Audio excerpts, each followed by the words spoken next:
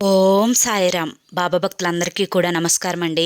అందరూ కూడా సుఖంగా సంతోషంగా ఎప్పుడూ కూడా ఆనందంగా ఉండాలి అని చెప్పి ఆ బాబాగారి యొక్క ఆశీస్సులు మీ అందరిపై కూడా ఉండాలి అని చెప్పి మనస్ఫూర్తిగా కోరుకుంటున్నాను.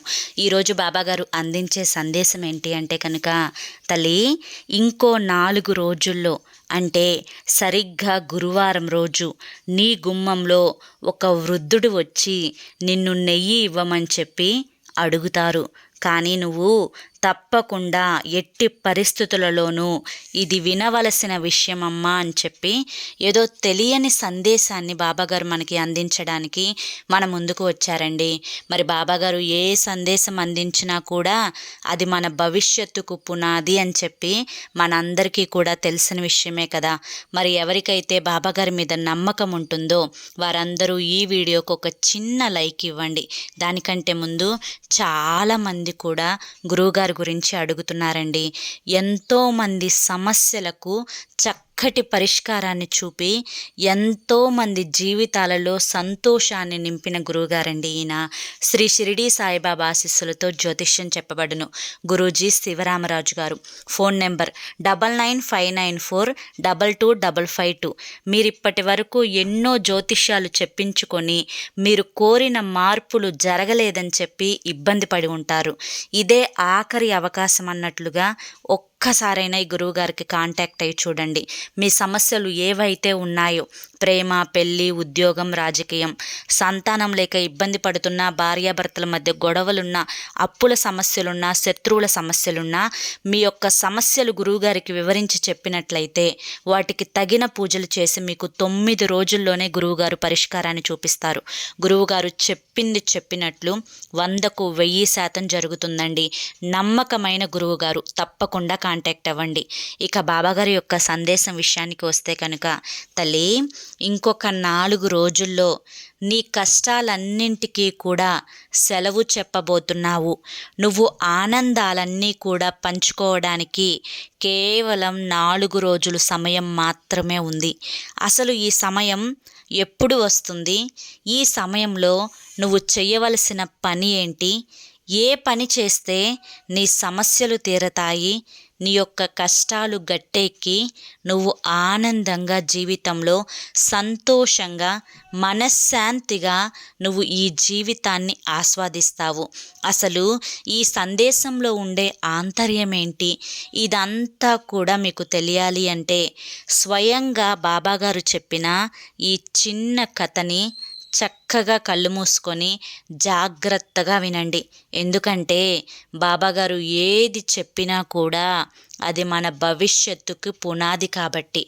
ఒక ఊర్లో సరోజ, సంపత్ అని 2 భార్యాభర్తలు ఉన్నారు. ఇద్దరికి పెళ్ళయి 7-8 సంవత్సరాలు అవుతుంది. పెళ్ళైనా కూడా వారికి సంతానం కలగలేదు. అత్తామామలు సంతానం లేదు లేదు అని చెప్పి కొడుకుని మరొక పెళ్లి చేసుకోమని చెప్పి ఎంతగానో నసపెడుతున్నారు.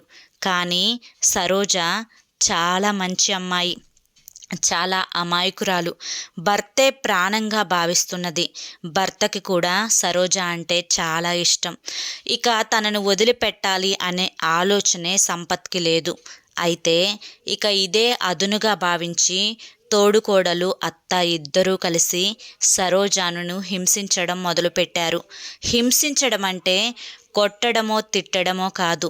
లేచిన దగ్గర నుంచి పడుకునేంత వరకు ఎన్నో సూటిపోటి మాటలు. గొడ్రాలు పిల్లలు లేకుండా అన్నం ఎలా తినబుద్దవుతుందో, పిల్లలు లేకుండా హాయిగా ఎలా నిద్రపడుతుందో, పిల్లలు లేని ఇల్లు ఒక ఇల్లేనా, ఇటువంటి గొడ్రాలు మొహం చూడాల్సి వస్తుంది, మా దరిద్రం ఏంటో అని చెప్పి ఎన్నో రకాలైన సూటిపోటి మాటలు ప్రతి క్షణం కూడా సరోజ మనసుని గుచ్చివేస్తూ ఉన్నాయి. చాలా బాధపడిపోతుంది. ఒంటరిగా కూర్చొని ఏడుస్తూ ఉంటుంది. దీనికి పరిష్కారం ఏంటి బాబా అని చెప్పి బాబాని తన యొక్క బాధ మొత్తం కూడా బాబాగారికి చెప్పి తన పాదాల మీద పడి కన్నీరు మున్నీరుగా ఏడుస్తూ ఉంటుంది. ఎంత ఏడ్చినా కూడా ఎటువంటి ఫలితం అనేది లేకపోయింది. సరోజ చిన్నప్పటి నుంచి కూడా బాబాగారి భక్తురాలు. లేచింది మొదలు పడుకునేంత వరకు కొన్ని వేల సార్లు బాబాగారి యొక్క నామస్మరణం చేసుకుంటూ ఉంటుంది. ఒకరోజు గుడికి వెళ్తుంది. గుడికి వెళ్ళి, బాబా, ఈ జన్మను ఎందుకు ఇచ్చావు? నన్ను ఏ చెట్టుగానో పుట్టగానో పుట్టివ్వచ్చు కదా. ఒక ఆడదాని జన్మనిచ్చి సంతానం లేకుండా ఇలా గొడ్రాలు బతుకు చేశావు. నాకు బ్రతకాలని లేదు బాబా. ఎందుకంటే బ్రతికున్న రోజు రోజు కూడా అందరి చేత సూటిపోటి మాటలు పడాల్సి వస్తుంది. ఎందుకయ్యా అమ్మా అని పిలిపించుకోలేని ఈ ఆడతనం?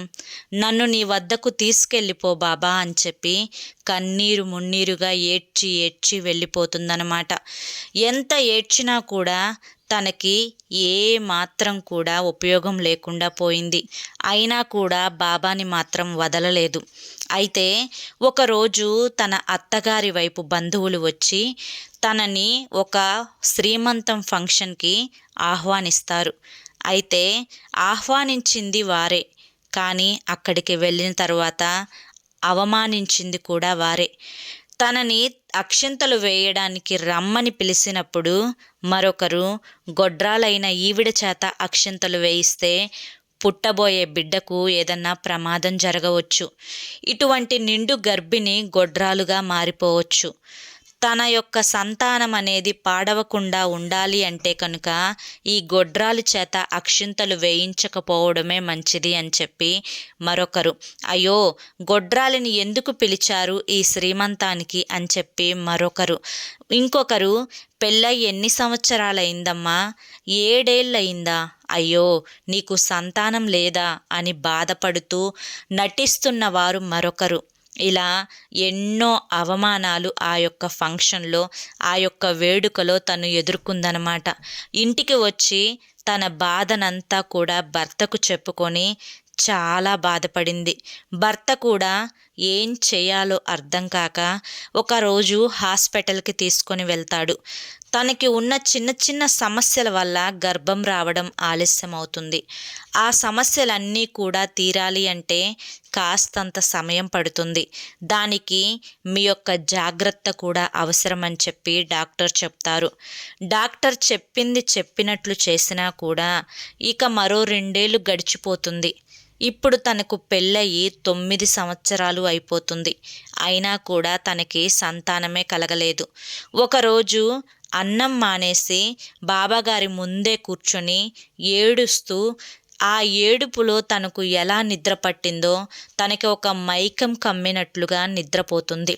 అయితే సరిగ్గా గురువారం రోజు సాయంత్రం 5:30 నుంచి 7 గంటలలోపు ఒక వృద్ధుడు, నెయ్యి ఇవ్వమ్మా, నీకోసమే వచ్చాను. ఎందుకు ఏడుస్తున్నావు? నీకు సంతానం కావాలా? అమ్మా అని పిలిపించుకోవాలా? తల్లి, ఇక బాధపడింది చాలు. నీ యొక్క కర్మానుసారం అనుభవించవలసిన కష్టాలన్నింటినీ కూడా అనుభవించావు. ఇకపై నీకు ఏ కష్టాలు లేవు తల్లి. అన్నవారి నోర్లు మూయించడానికే ఈరోజు నేను నీ గుమ్మంలో అడుగు పెట్టాను. తల్లి, నెయ్యినిస్తావా? నెయ్యితో దీపం పెట్టాలి. మరి నీ కోరిక తీరాలి కదా అని చెప్పి ఆ వృద్ధుడు కలలోనే మాయమైపోతాడనమాట.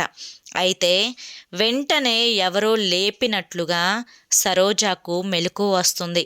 సరిగ్గా సమయం 5:30 అయింది. ఇక వెంటనే స్నానం చేసుకొని ఆవు నెయ్యితో దీపం వెలిగించింది బాబా ముందు. ఇక దీపం వెలిగించి తను బాబాగారి యొక్క సచ్చరిత్రను చదువుకుంటూ ఉంది. అలా చదువుకుని తన యొక్క పనిని ముగించుకొని ఆ రోజు రాత్రి నిద్రపోతుందన్నమాట. ఉదయం నిద్ర లేచిన తర్వాత కొంచెం కళ్ళు తిరిగినట్లుగా అనిపిస్తాయి సరోజాకు. అయ్యో, నేను సరిగ్గా నిన్న అన్నం తినలేదు కదా, నీరసం వల్ల కళ్ళు కూడా తిరుగుతున్నాయి. ఇంటిడి చాకిరీ చేసుకోవాలి, ఎలాగైనా ఓపికను తెచ్చుకొని ఇంటి పనంతా ముగించుకోవాలి అనుకుంది. కాస్తంత మంచినీళ్లు తాగి పనిని చేయడం మొదలుపెట్టింది. ఇంట్లో పని మొత్తం కూడా ముగించుకొని వంట పని కూడా చేసుకుంటుంది. ఇక సరిగ్గా భోజనం సమయం అయింది. భోజనం సమయానికి ఒక పళ్ళాన్ని తీసుకొని అన్నం పెట్టుకొని పప్పు వేసుకొని కొంచెం నెయ్యి వేసుకొని ఒక ముద్ద ఆశగా నోట్లో పెట్టుకుంటుంది. తిన్న మరుక్షణమే ఆ తిన్న ముద్ద బయటికి వచ్చేస్తుంది సరోజాకు. ఏం జరిగింది? నాకు ఒంట్లో ఈరోజేంటో చాలా నలతగా ఉందండి అని చెప్పి తన భర్తకి ఫోన్ చేసి ఇంటికి రమ్మని చెప్తుంది. భర్తకి సరోజ అంటే ప్రాణం. ఎందుకంటే ఎన్నో కష్టాలు పడి ఎంతమందో మాటలు తట్టుకొని భర్త భార్య ఒక మాటగా నిలబడ్డారు. వెంటనే ఇంటికి వచ్చిన సంపత్ సరోజను తీసుకొని ఆర్ఎంపీ డాక్టర్ దగ్గరికి వెళ్ళాడు. వెళ్ళిన తర్వాత తనని చూస్తూ ఉంటే గర్భవతి అయిందేమో అనిపిస్తుంది. ఎందుకైనా మంచిది, నేను ఎటువంటి మందులు రాసివ్వను. మీ యొక్క బాధ మొత్తం నాకు తెలుసు. మీరు ఒక్కసారి గర్భవతులు చూసే డాక్టర్ అమ్మను కలవండి అని చెప్పి ఆర్ఎంపీ డాక్టర్ చెప్తాడనమాట. చెప్పిన తర్వాత వెంటనే సంపత్ సరోజాని తీసుకొని డాక్టర్ అమ్మ దగ్గరికి వెళ్తాడు. డాక్టర్ అమ్మ అన్నీ కూడా చెక్ చేస్తుంది. మొత్తం బ్లడ్ టెస్ట్లు చేస్తుంది. అన్నీ చేసిన తర్వాత తను గర్భవతి అయ్యింది అనే శుభవార్తని సంపత్కి చెప్తుంది. ఇక ఆ రోజు సంపత్ కళ్ళల్లో వచ్చిన ఆనందం వర్ణనాతీతం అన్నమాట. ఆ రోజు సరోజ ఏడ్చిన ఏడుపు జీవితంలో మరెప్పుడూ ఏడవలేదు. ఎందుకంటే అంతకు ముందు ఏడ్చిన ఏడుపులో బాధ ఉంది. ఇప్పుడు ఏడుస్తున్న ఏడుపులో సంతోషంతో కూడిన ఆనంద బాష్పాలు ఉన్నాయి. 9 సంవత్సరాల నిరీక్షణ, ఎన్నో అవమానాలు, ఎంతమందో చేత గొడ్రాలు అనిపించుకున్న మాటలు, ఒక్కసారిగా అందరి నోర్లు సరోజ గర్భవతి అని తెలియడంతో మూతపడిపోయాయి. అత్త తోడుకోడలు కూడా ఏమీ మాట్లాడకుండా సైలెంట్ అయిపోయారు. ఇక ఇంతగా తనను కక్ష పెట్టి ఇబ్బంది పెట్టిన తన అత్త దగ్గర, అంటే సంపత్ వాళ్ళ అమ్మ దగ్గర ఉంచడం తనకు సరైనది కాదు అని చెప్పి వెంటనే సరోజాని వాళ్ళ అమ్మగారింటి దగ్గరకు తీసుకువెళ్ళి జాగ్రత్తగా సరోజాని చూడండి, ఏం కావాలన్నా నాకు ఫోన్ చేయండి, నేను నెల కూడా సరోజాని హాస్పిటల్కి తీసుకొని వెళ్తాను, తనను ఏ పని చేయనివ్వద్దు, తనని జాగ్రత్తగా చూడండి, కనుకనే మీ ఇంటి దగ్గర వదిలిపెడుతున్నాను అని చెప్పి తన యొక్క అత్తగారికి చెప్పి సరోజాను అక్కడ వదిలిపెట్టి వస్తాడు సంపత్. ఇక సంపత్ ఎన్ని రోజులు గడుస్తాయో రోజుల్ని లెక్కేసుకుంటూ నెలలను లెక్కేసుకుంటూ ఉంటాడు. చూస్తూనే సరోజాకు 5వ నెల వస్తుంది. 5వ నెల వచ్చిన తర్వాత శ్రీమంతాన్ని చేయాలి అనుకుంటాడు సంపత్. అయితే అంతకుముందు ఎవరైతే తనని గొడ్రాలు అని చెప్పి పిలిచారో వారిని బొట్టు పెట్టి మరీ ఆహ్వానించమని చెప్తారు వాళ్ళ అమ్మగారికి. అయితే వాళ్ళ అమ్మగారు కూడా తను చేసిన పొరపాట్లన్నీ, తన అన్న మాటలన్నీ కూడా వెనక్కి తీసుకొని తన కోడలు సంతోషంగా గర్భవతి అయినందుకు చాలా సంబరపడిపోతూ ఊరు వాడ అందరినీ కూడా శ్రీమంతానికి ఆహ్వానిస్తుంది. అయితే ఇక శ్రీమంతానికి అమ్మగారింట్లోనే ఉంటుంది సరోజ. అయితే అక్కడికే అందరినీ ఆహ్వానిస్తుంది. ఎవరైతే గొడ్రాలు అన్నారో వారే తన చేతులకి గాజులు తొడిగి పండంటి బిడ్డకు, ఆరోగ్యవంతమైన బిడ్డకు జన్మనివ్వమ్మా అని చెప్పి అక్షంతలు వేసి మరీ ఆశీర్వదించారు. అయితే ఇక వారందరి యొక్క ఆశీర్వాద ఫలం తనకి చూస్తూనే 9 నెలలు గడిచిపోయాయి. 9వ నెల వచ్చి కూడా కరెక్ట్గా 19వ రోజు గురువారం వచ్చింది. అదే రోజు గురువారం రోజు ఉదయాన్నే తనకి నొప్పులు రావడం మొదలుపెట్టాయి. వెంటనే సంపత్ సరోజాని తీసుకొని వాళ్ళమ్మను వీళ్ళమ్మను తీసుకొని హాస్పిటల్కి వెళ్తారు. అలా వెళ్ళిన తరువాత డాక్టర్ అన్ని పరీక్షలు చేసి డెలివరీ ఈరోజే అవుతుంది అని చెప్పి చెప్తుంది సంపత్కి. అయితే సంపత్ చాలా ఆనందిస్తాడు. సరిగ్గా సాయంత్రం 5:45 పండంటి ఆడబిడ్డకు జన్మనిస్తుంది సరోజ. అయితే ఇక ఆడబిడ్డ పుట్టింది మొదలు సరోజాకి అన్ని అదృష్టాలు మొదలయ్యాయి. సంపత్ చేస్తున్న ఉద్యోగంలో కూడా ప్రమోషన్ వచ్చింది.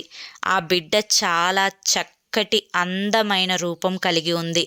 చక్రాల్లాంటి కళ్ళు, అందమైన మెరిసే చర్మం, చందమామ లాంటి ముఖము.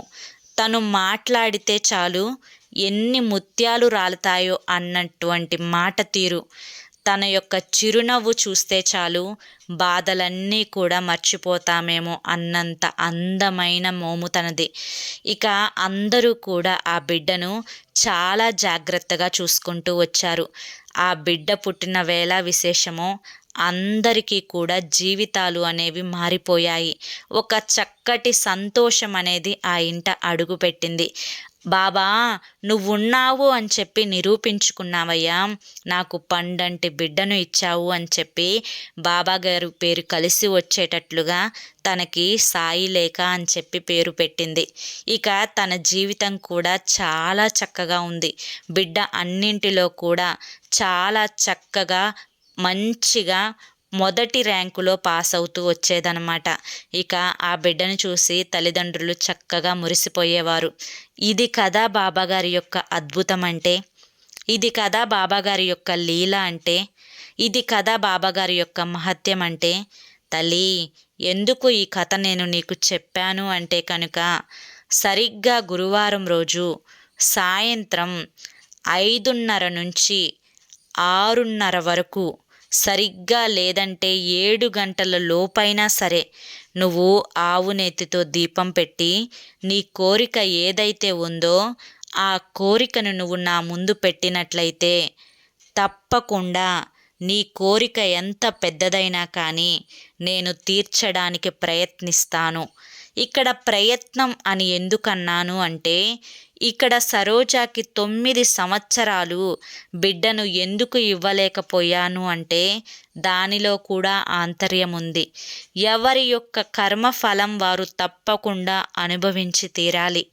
ఆ కర్మఫలం ముగియకుండా ఎటువంటి వరాలను నేను ఇవ్వలేను, ఎటువంటి కష్టాలను నేను దూరం చేయలేను. ఎందుకంటే ఇది కలికాలం. ఈ కలికాలంలో శనేశ్వరుడు ఎవరి కర్మానుసారం వారు అనుభవించాల్సిన కష్టాలను తప్పకుండా పెట్టి తీరతారు. కనుక నువ్వు ఏ కర్మ అయితే చేస్తావో అదే నీకు తిరిగి వస్తుంది అని చెప్పి గుర్తుంచుకో. ఆ 9 సంవత్సరాలు సరోజ ఎన్నోసార్లు నా నామజపాన్ని జపించింది. నాకు ఎన్నో పూజలు చేసింది, ఎన్నో అభిషేకాలు చేసింది. ఎంతోమంది డాక్టర్ల ద్వారా తన యొక్క సమస్యను తీర్చుకోవాలని ప్రయత్నించింది.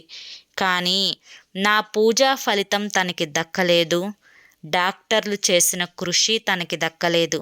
ఎందుకంటే తన యొక్క కర్మానుసారం తను తప్పకుండా అనుభవించి తీరాలి కాబట్టి. ఇదే ఇప్పుడు నీ జీవితంలో కూడా జరుగుతుంది కాబట్టి.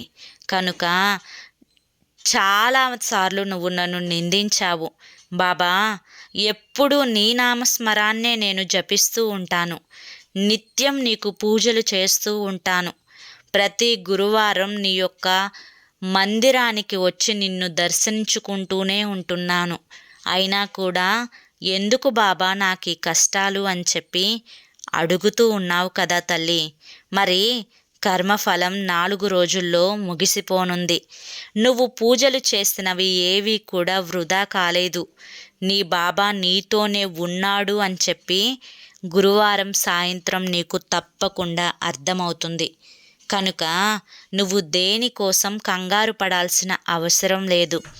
ఒక వృద్ధుడు వచ్చి నిన్ను నెయ్యి ఇవ్వు అని చెప్పి అడిగినప్పుడు నా ముందు దీపం పెట్టాలి అని చెప్పి నువ్వు గ్రహించినట్లయితే ఆ దీపాన్ని పెట్టి నీ యొక్క కోరిక నువ్వు చెప్పినట్లయితే తప్పకుండా నీ కోరికను నేను తీరుస్తానమ్మా అని చెప్పి ఈరోజు బాబాగారు మనకి చాలా చక్కటి సందేశాన్ని అందించారండి. మరి ఈ సందేశంలో ఎంతో గొప్ప ఆంతర్యం ఉంది కదా. మరి ఆ ఆంతర్యం ఏంటో మీ అందరికీ కూడా అర్థమైంది కదా. ఈ వీడియో మీ అందరికీ కూడా నచ్చింది అనిపిస్తే ఈ వీడియోకి బాబాగారు సరోజా జీవితంలో చేసిన మంచికి ఒక లైక్ ఇవ్వండి. మొదటిసారి సాయి పిలుపు ఛానల్లోకి వస్తే కింద బ్లాక్ కలర్లో సబ్స్క్రైబ్ అనే బటన్ ఉంటుంది. దాన్ని ప్రెస్ చేసి పక్కనే ఆల్ సింబల్ ఉన్న బెల్ని యాక్టివ్ చేసుకుంటే ప్రతిరోజు బాబాగారి సందేశాలు అనేవి మీకు నోటిఫికేషన్ రూపంలో వస్తాయి. ప్రతిరోజు బాబాగారి సందేశాలను మీరు సంతోషంగా వినవచ్చు.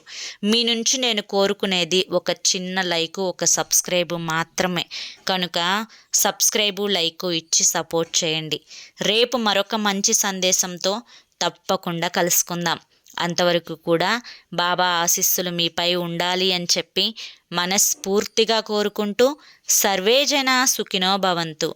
ఓం సాయిరామ్.